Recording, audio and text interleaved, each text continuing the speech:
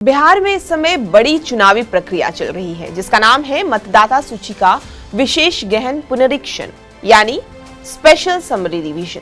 इसका मतलब है वोटर लिस्ट की गहराई से सफाई और जांच।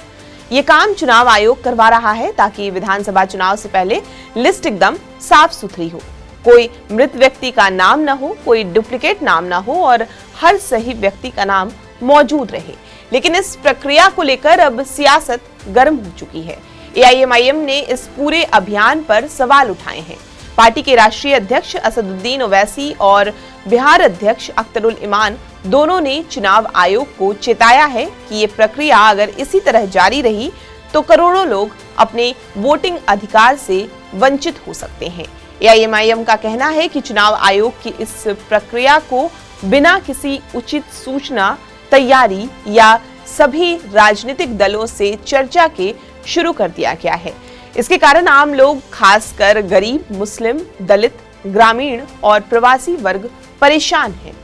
एआईएमआईएम के राष्ट्रीय अध्यक्ष असदुद्दीन ओवैसी ने इस प्रक्रिया को लेकर एक कड़ा पत्र भारत निर्वाचन आयोग को लिखा है।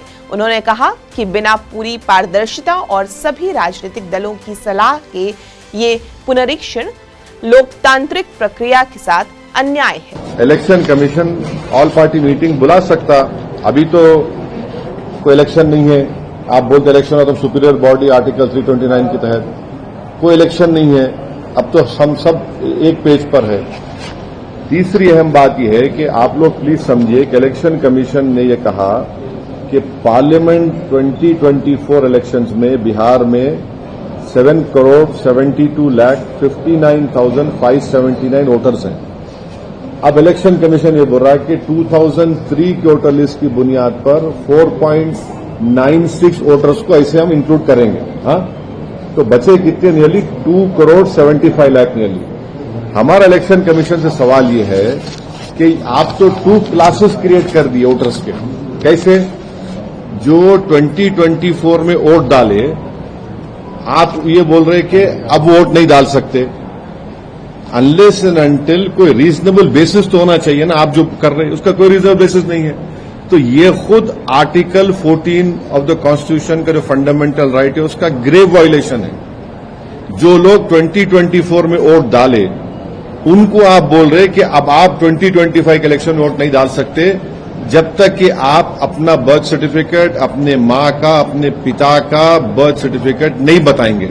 बिहार में एआईएमआईएम के प्रमुख और विधायक अख्तरुल इमान ने इस मुद्दे को लेकर मोर्चा खोल दिया है। उन्होंने पटना में राज्य निर्वाचन आयोग को ज्ञापन सौंपते हुए क्या कहा, सुनिए।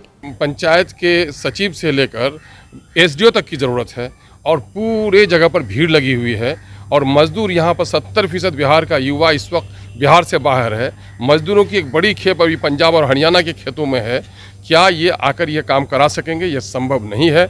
ये कहीं न कहीं से गरीबों को, दलितों को वोट से वंचित रखने की गहरी साजिश है। इसलिए इस काम को चाहे तो मुलतवी किया जाए या इसकी अवधि बढ़ाई जाए और साथ ही इस इलेक्शन को इससे एग्जम्प्ट किया जाए। इसका मुतालबा हम लोगों ने किया है। अपना जो ऑब्जेक्शन है वो अभी देकर हम लोग आए हैं और हम लोगों ने ये भी कहा है कि बिहार के आम जनों को समझ में नहीं आ पा रही है बात। बीएलओज खुद ठीक से नहीं समझ रहे हैं।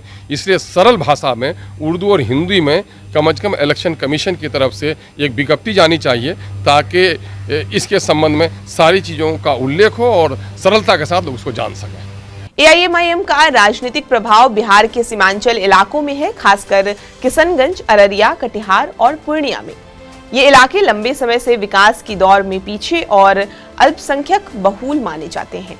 इन क्षेत्रों में डॉक्यूमेंटेशन और प्रशासनिक पहुंच भी सीमित है। एआईएमआईएम को आशंका है कि इस रिवीजन प्रक्रिया के नाम पर चुनिंदा वर्गों के वोटरों को लिस्ट से बाहर किया जा सकता है, जिससे राजनीतिक संतुलन प्रभावित हो सकता है। इसलिए पार्टी इसे सिर्फ प्रशासनिक मामला नहीं बल्कि सुनियोजित राजनीतिक चाल मान रही है।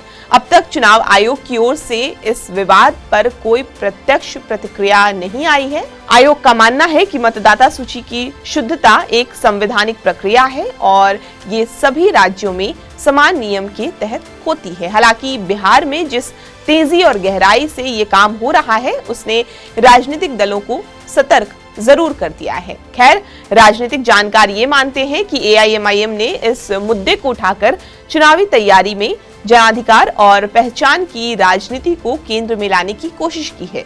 आपको ये पूरी जानकारी कैसी लगी हमें कमेंट करके जरूर बताएं और बिहार की तमाम खबरों के लिए आप हमारे साथ बने रहें और देखते रहें TV9 बिहार झारखंड।